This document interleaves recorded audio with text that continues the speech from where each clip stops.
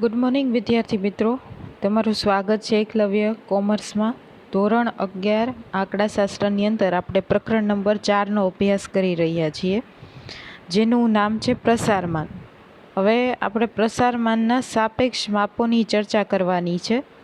તો પ્રસારમાનના સાપેક્ષ જે માપ છે એની અંદર અલગ અલગ 4 થી 5 માપોનો આપણે અભ્યાસ કરવાનો છે. એમાં સૌથી પહેલાં છે વિસ્તાર, સાપેક્ષ વિસ્તાર અથવા તો વિસ્તારાંક. સાપેક્ષ વિસ્તારનું બીજું નામ છે વિસ્તારાંક. તો વિસ્તારાંક કોને કહેવાય? તો કે વિસ્તારના માપને અવલોકનોની મહત્તમ કિંમત અને લઘુત્તમ કિંમતના સરવાળા વડે ભાગવાથી મળતી કિંમતને સાપેક્ષ વિસ્તાર કહેવાય. હવે વિસ્તારનું ફોર્મ્યુલા છે આપણને ખબર જ છે. ચેપ્ટર નંબર 2માં જે વિસ્તારની ફોર્મ્યુલા હતી એ જ આની અંદર હશે. ચેપ્ટર નંબર 2ની અંદર આપણી જે વિસ્તારની ફોર્મ્યુલા હતી એ શું હતી? તો કે મહત્તમ કિંમત માઇનસ લઘુત્તમ કિંમત. અહીંયા આપણે વિસ્તારાંક શોધવાનો છે, અથવા તો તમે એને સાપેક્ષ વિસ્તાર પણ કહી શકો. તો સાપેક્ષ વિસ્તારની ફોર્મ્યુલા થશે મહત્તમ કિંમત માઇનસ લઘુત્તમ કિંમત છેદમાં મહત્તમ કિંમત પ્લસ લઘુત્તમ કિંમત. અને એને સંકેતમાં દર્શાવવું હોય તો XH minus XL, H for higher limit, L for lower limit upon XH plus XL. તો જ્યારે પણ તમને વિસ્તાર શોધવાનું કહે તો વિસ્તારની ફોર્મ્યુલા થશે મહત્તમ કિંમત માઇનસ લઘુત્તમ કિંમત, અને વિસ્તારાંકની ફોર્મ્યુલા થશે XH minus XL upon XH plus XL. બરાબર. ત્યારબાદનું માપ છે આપણું ચતુર્થક વિચલનાંક. હવે આની તો આપણે ઓલરેડી ચર્ચા કરી ચૂકી છે, દાખલા પણ આપણે આના ગણી લીધા છે, એટલે આના વિશે મારે કંઈ વધારે કહેવાની જરૂર નથી. ત્યારબાદ છે સરેરાશ વિચલનાંક. સરેરાશ વિચલનાંક કોને કહેવાય? તો કે સરેરાશ વિચલનને મધ્યક વડે ભાગવાથી મળતી કિંમતને સરેરાશ વિચલનાંક કહેવાય છે. સરેરાશ વિચલન એની આપણે ફોર્મ્યુલા જોવાની બાકી છે. વિચલનાંકની ફોર્મ્યુલા થશે સરેરાશ વિચલનના છેદમાં મધ્યક. સરેરાશ વિચલને મીન ડેવિએશન એટલે કે MD વડે દર્શાવવામાં આવે છે અપોન X બાર. બરાબર. સરેરાશ વિચલનાંક આ એની ફોર્મ્યુલા છે. ત્યારબાદ છે પ્રમાણિત વિચલનાંક. તો પ્રમાણિત વિચલનાંક કોને કહેવાય? તો કે પ્રમાણિત વિચલનને મધ્યક વડે ભાગવાથી મળતી કિંમતને પ્રમાણિત વિચલનાંક કહેવાય. પ્રમાણિત વિચલન છેદમાં મધ્યક એ પ્રમાણિત વિચલનાંકની ફોર્મ્યુલા થશે. પ્રમાણિત વિચલનને આપણે સ્ટાન્ડર્ડ ડેવિએશન એટલે કે S તરીકે દર્શાવવામાં આવે છે. તો પ્રમાણિત વિચલનાંકની ફોર્મ્યુલા થશે S અપોન X બાર. બરાબર. તો આ હતું પ્રમાણિત વિચલન. અને પાંચમું છે ચલનાંક. ચલનાંકના આપણે દાખલા જોવાના બાકી છે, પ્રમાણિત વિચલનના પણ બાકી છે અને સરેરાશ વિચલનના પણ બાકી છે. ચલનાંક કોને કહેવાય? તમને ઘણા ક્વેશ્ચનમાં એમ કહેશે કે ચલનાંક શોધો, તો એ પણ એક સાપેક્ષ માપ જ છે. પ્રમાણિત વિચલનનું ટકાવારી સાપેક્ષ માપ એટલે કે ચલનાંક. પ્રમાણિત વિચલન છેદમાં મધ્યક અને એને ગુણ્યા 100 કરો અને જે તમારો જવાબ મળે એને કહેવાય ચલનાંક. બરાબર. આ એની ફોર્મ્યુલા છે S અપોન X બાર ઇન્ટુ 100. આ પણ તમારે યાદ રાખવાની છે. અથવા તો S અપોન X બાર એટલે આપણે એને બીજું શું કહીએ છીએ? પ્રમાણિત વિચલનાંક કહીએ છીએ. તો S અપોન X બાર એટલે પ્રમાણિત વિચલનાંક થાય. પ્રમાણિત વિચલનાંક ગુણ્યા 100 તો પણ તમને ચલનાંક મળી જાય.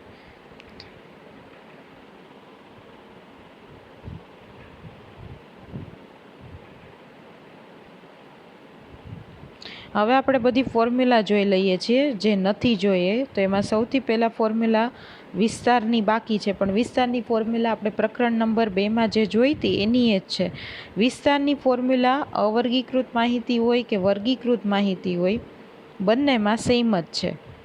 R બરાબર XH માઇનસ XL. અસતત આવૃત્તિ વિતરણમાં પણ R બરાબર XH માઇનસ XL અને સતત આવૃત્તિ વિતરણમાં પણ R બરાબર XH માઇનસ XL.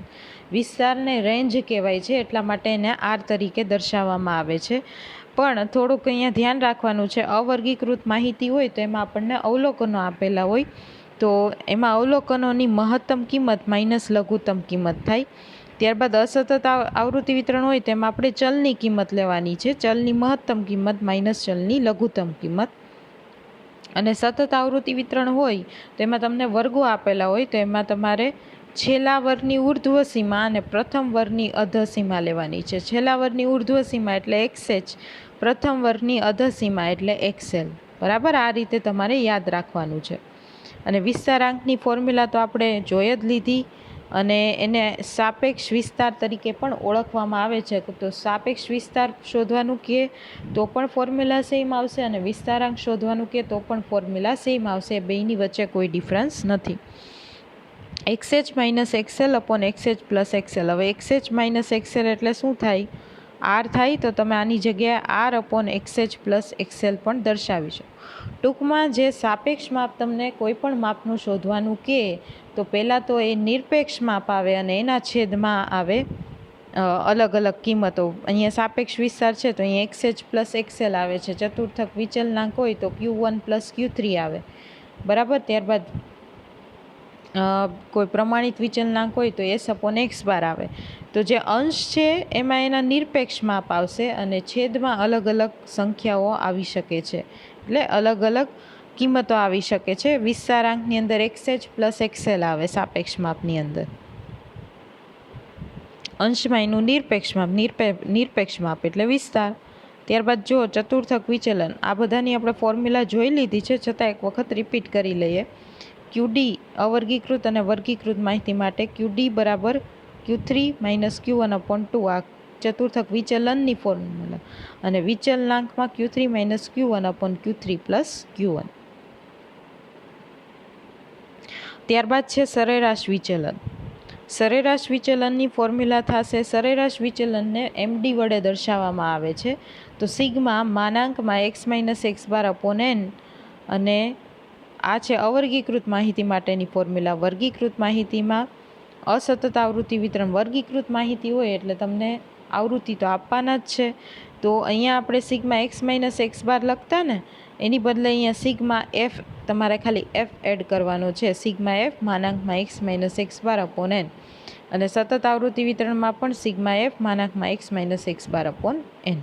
બરાબર, ત્યારબાદ સરેરાશ વિચલનાંક, એની ફોર્મ્યુલા હમણાં આપણે જોઈ, MD અપોન એક્સ બાર.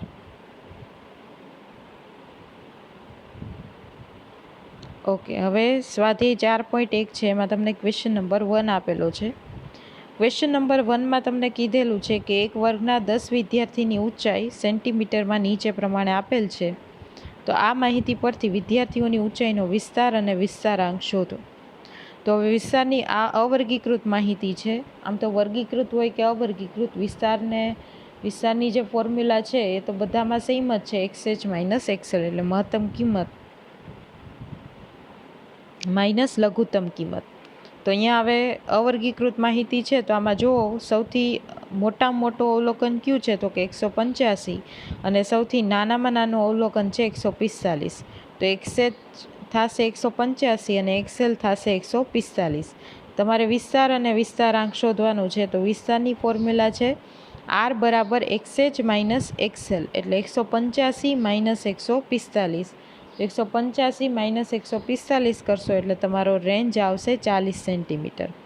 ત્યારબાદ આપણે શોધવાનું છે વિસ્તારાંક. તો વિસ્તારાંકની ફોર્મ્યુલા છે XH minus XL upon XH plus XL, અથવા તો R upon XH plus XL. તો XH છે 185 માઇનસ 145 અપોન 185 પ્લસ 145, એટલે 40 ભાગ્યા 330, એટલે વિસ્તારાંક આવશે 0.12. આ રીતે આપણે વિસ્તાર અને વિસ્તારાંક છે અવર્ગીકૃત માહિતી માટે શોધવાનો છે.